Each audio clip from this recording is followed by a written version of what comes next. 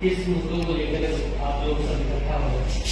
तो आज का कोई अलग से कोई एजेंडा नहीं है और हम लोग ऐसे मिलते रहते हैं, सब निर्दलीय विधायक जितने ही हैं सब आपस में मेल जो चलता रहता है। आज भी मिलेंगे, बैठेंगे, चाय पिएंगे, ये विशेष कोई एजेंडा नहीं है आज। जी आपने तो यहाँ तक कह दिया है कि सचिन पायलट की पार्टी में रहने की जरूरत है नहीं, ऐसे लोग मैंने ये नहीं कहा सचिन पायलट की पार्टी में रहने की कोई जरूरत नहीं है, मैं तो कभी कहा ही नहीं ये बात। तो ऐसे लोगों की पार्टी में रहने की जरूरत है, इस तरीके का बयान है, वक्तव्य? मेरा ऐसा कोई वक्तव्य नहीं है। सचिन पायलट साहब पार्टी में रहे, मर्यादित तरीके से रहे और हाईकमान से जो उनकी बातचीत हुई है वो हाईकमान की बात और उनके जो शर्तें थी, इतना सा कहना है कि हाईकमान से क्या शर्तें उन्होंने तय की है। बार बार वो जब भी यहाँ दिल्ली से जयपुर आते हैं तो एक ही बात कहते हैं कि हमारी हाईकमान से बात हो चुकी है, हाईकमान ने जो हमसे तय किया था मुद्दे, वो हमारे मुद्दे पूरे नहीं हो रहे। तो मैंने तो कल ये प्रश्न उठाया था कि सचिन पायलट साहब को ये खुलासा करना चाहिए हाईकमान से किन मुद्दों पर तय हुआ, क्या शर्तें इन्होंने रखी, उन शर्तों को हाईकमान ने किन किन शर्तों को माना, क्या उन शर्तों को पूरा करने के लिए कभी ये मुख्यमंत्री जी से मिले, क्योंकि जो भी शर्तें अगर हाईकमान ने मानी भी है उन शर्तों को मुख्यमंत्री जी पूरा करेंगे तो इनको मिलना चाहिए। और अगर मिले हो तो भी खुलासा करें। जो पूरी तरह राजस्थान में जो अस्थिरता का माहौल सचिन पायलट साहब ने पैदा कर रखा है उसको खत्म करना चाहिए। राजस्थान में स्थिर सरकार के लिए निर्दलीय और बसपा से आए विधायक एकजुट होकर के सरकार को संबल प्रदान करने के लिए, सरकार को सुदृढ़ तरीके से राजस्थान की जनता के हित में हम लोगों ने निर्णय लिया। पूरी तरीके से सरकार के साथ में पहले थे, आज भी हैं। तो मेरा ये कहना है कि अभी कोविड का समय चल रहा है और कोविड से भारी नुकसान राजस्थान की जनता को हुआ है। मैं तो धन्यवाद देना चाहूंगा माननीय अशोक गहलोत साहब का, जिन्होंने सूझबूझ के साथ में कोविड का मुकाबला किया और राजस्थान की जनता को दूसरी लहर से बचाया। ऐसे संकट के समय न केवल सचिन पायलट साहब को वरन सभी राजनीतिक पार्टियों को एकजुट होकर के गहलोत साहब का साथ देना चाहिए। ऐसे समय में अगर कोई संकट के समय में सरकार को और संकट में अगर डालता है तो वो बहुत निंदनीय है। उसकी जितनी निंदा की जाए वो कम है। तो मैंने ये ही कल निवेदन किया था, आज भी मेरी यही बात। आप ये कह रहे हैं कि मर्यादित तरीके से है, आप कह रहे हैं मतलब मर्यादाएं ताकदार कर दी है सचिन पायलट। आप देख नहीं रहे मर्यादाओं का क्या आज तक के राजस्थान के इतिहास में नहीं, पूरे देश के इतिहास में आपको कोई उदाहरण नहीं मिलेगा कि जो जिस पार्टी का प्रदेश अध्यक्ष है और वो प्रदेश अध्यक्ष ही अपनी ही सरकार को षड्यंत्र करके गिराने का अगर कोई काम करता है तो ये मेरे ख्याल से, मुझे याद नहीं है इस देश में कोई ऐसा दूसरा उदाहरण हो जैसा पायलट साहब ने किया है। सचिन पायलट बाहरी है ऐसा भी आपने कहा, और वो सीएम क्यों बाहरी है? वो यहाँ के राजस्थान के नहीं है, उत्तर प्रदेश के हैं। और मेरा तो उनसे कहना है कि अगर हाईकमान से भी निवेदन करूंगा कि अगर सचिन पायलट साहब का उपयोग बेहतर यूपी में हो सकता है तो यूपी में भी चुनाव होने जा रहे हैं और यूपी में राजस्थान से भी बुरी पोजीशन है कांग्रेस की। जब वो 21 सीट से या 101 जिता सकते हैं, इतनी कुव्वत उनमें है, तो हो सकता है कि उत्तर प्रदेश में सरकार बना दे। काम लेना चाहिए सचिन पायलट साहब से। आपने कहा था कि वो गुजर पॉलिटिक्स कर रहे हैं, दबाव बना रहे हैं। किस तरीके के कास्ट का दबाव बना रहे हैं, वो किस तरीके से? कास्ट का दबाव बनाने का कहाँ क्या बात है कि आपने जातीय राजनीति करने की जो बात है, जातीय राजनीति का एक ही पहलू है। हमारे 5 लाख का मुद्दा है, 2006 से बंद पड़ा हुआ है। आज तक सचिन पायलट साहब ने अगर कोई प्रश्न उठाया हो तो आप मुझे बताइए।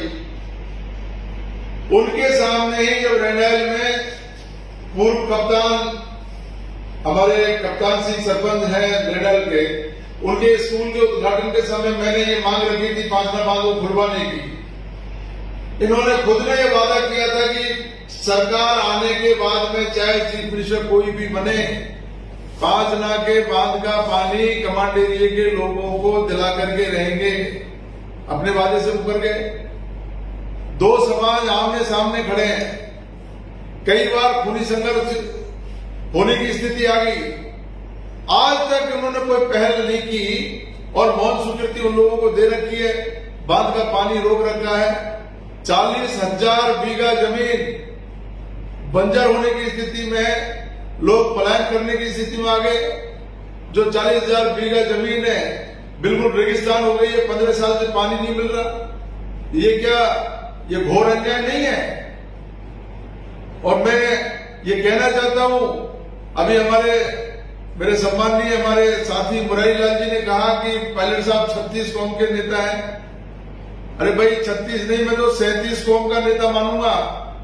लेकिन कभी भी उन्होंने इस पहल को वो आगे बढ़ाते, 2 समाजों में जो संघर्ष हो रहा है, झगड़ा हो रहा है, तो क्या उनको पहल नहीं करनी चाहिए? उन्होंने कोई पहल नहीं की। अगर उन्होंने कोई पहल की है तो आप बताएं, मीडिया के सामने खुलासा करें। और क्यों बांध का पानी रुका हुआ है, इसके संबंध में भी मुंह खोलना चाहिए पायलट साहब को। जो मुरारी लाल जी से कहलवा रहे हैं, किसी और से कहलवा रहे हैं, मुरारी लाल जी की पीड़ा नहीं है। ये पीड़ा मेरे साथ में, मेरा क्षेत्र रेगिस्तान हो रहा है, मेरे क्षेत्र के लोग परेशान हो रहे हैं और एक एक बूंद पानी के लिए परेशान है। मैं उनसे सवाल करना चाहता हूं, क्यों नहीं उन्होंने 5 को खुलवाया? अब तक क्यों नहीं उन्होंने प्रयास किए इसके लिए?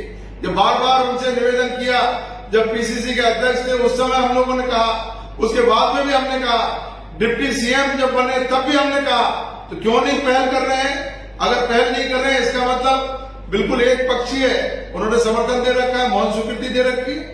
तो मेरा एक खुला आरोप है कि वो मुद्दों से लोगों को भटकाने की बात कर रहे हैं। जातीय संघर्ष की स्थिति खुद पैदा करना चाहते हैं। अगर उनमें जरा सी भी इंसानियत है तो दोनों जातियों के बीच में जो संघर्ष होने की स्थिति है उसको निपटाए। उस मामले को अभी भी समय है। अभी ये नुकसान हो रहा है क्या पायलट से का इसको? क्यों नहीं नुकसान हो रहा है? भारी नुकसान होने की स्थिति है। जब तक सचिन पायलट यहां रहेंगे राजस्थान में, कांग्रेस को भारी नुकसान होने की संभावना है। इसलिए मेरा हाईकमान से भी निवेदन है, पायलट साहब का जहां ज्यादा उपयोग हो राजस्थान से बाहर ले जाएं और राजस्थान से बाहर उनका उपयोग करें। धन्यवाद। वैसे एक चीज और है, कुछ नेताओं का जो है एक लेटर सोनिया गांधी को लिखा गया है, जो प्रत्याशी थे कांग्रेस के 9 प्रत्याशी जो इस बार 2018 में उतरे थे, उन्होंने सोनिया गांधी को लेटर लिखा है। उन्होंने कहा है कि जो 13 विधायक मीटिंग कर रहे हैं इनको सीरियस नहीं लेना चाहिए, इनकी बातों पर ध्यान नहीं देना। उनको ले सीरियस। पार्टी जिनकी जो वहां हवा निकल गई, जो 4थे 5वें स्थान पर रहे और जिनकी जमानतें जब्त हुई है, उनको पार्टी ले सीरियस। क्या वजूद है उनका? क्या पत्र का क्या मायने है? वो उनका कोई वजूद नहीं है। वो जोड़ तोड़ करके पार्टी का टिकट ले लिया। यही तो कारण है कि आज कम से कम जो मैंने आरोप लगाया कि 30 से 40 सीट ज्यादा आती अगर सचिन पायलट अध्यक्ष नहीं रहते और ये अशोक गहलोत साहब के या किसी और के नेतृत्व में अगर चुनाव लड़ा जाता तो निश्चित रूप से कांग्रेस एक रिकॉर्ड बनाती जो 153 सीट आई, उससे ज्यादा सीट लेती। बीजेपी के संपर्क में बताया जा रहा है, कुछ लोगों का कहना है कि सचिन तो यही लग रहा है कि बीजेपी के संपर्क में, क्योंकि बीजेपी के सहयोग के बिना ये संभव नहीं है। और बीजेपी में भी उन लोगों ने जो यहाँ राजस्थान में सरकार को ऐसे करना चाहते हैं, वो सब लोग बीजेपी के मिलकर के और अशोक गहलोत सरकार को गिराने का जो प्रयास उन्होंने किया, वो अभी भी मुझे लग रहा है कहीं न कहीं उसमें साजिश है। अभी साजिश में अनिल साहब तो दिल्ली गए थे ना, आपको पता नहीं है क्या? दिल्ली में रहे और दिल्ली में हाईकमान से बात करने के बाद में क्या समझौता करके आए वो आज तक खुलासा किया नहीं है। क्या ज्योतिरादित्य बार बार कहते हैं दिल्ली में बात हुई थी, हाईकमान से बात हुई थी, वो मुद्दे पूरे नहीं हो रहे, वो जो मुद्दे हैं उनको खुलासा तो करो, वो मीडिया के सामने खुलासा करें। राजस्थान की जनता पूछना चाहती है क्या है मुद्दे, जिन मुद्दों पे बात हुई है, हाईकमान में किससे मिलकर के क्या वादे उन्होंने किए हैं, खुलासा करें। मीणा साहब, कुछ नेताओं का कहना है कि ज्योतिरादित्य सिंधिया, जितिन प्रसाद बीजेपी में चले गए हैं, अब सचिन पायलट को भी बीजेपी में चला जाना चाहिए, कांग्रेस चला जाना चाहिए। तो ये तो आप उनसे पूछो। नहीं, आपका क्या मानना है? नहीं, मुझे इस बारे में कुछ नहीं कहना वो कहाँ जाएंगे, लेकिन मैं ये कहना चाहता हूँ कि वो कांग्रेस में रहे, मर्यादित तरीके से रहे, तब जाकर के ही कांग्रेस का भी हित है, राजस्थान की जनता का भी हित है। धन्यवाद।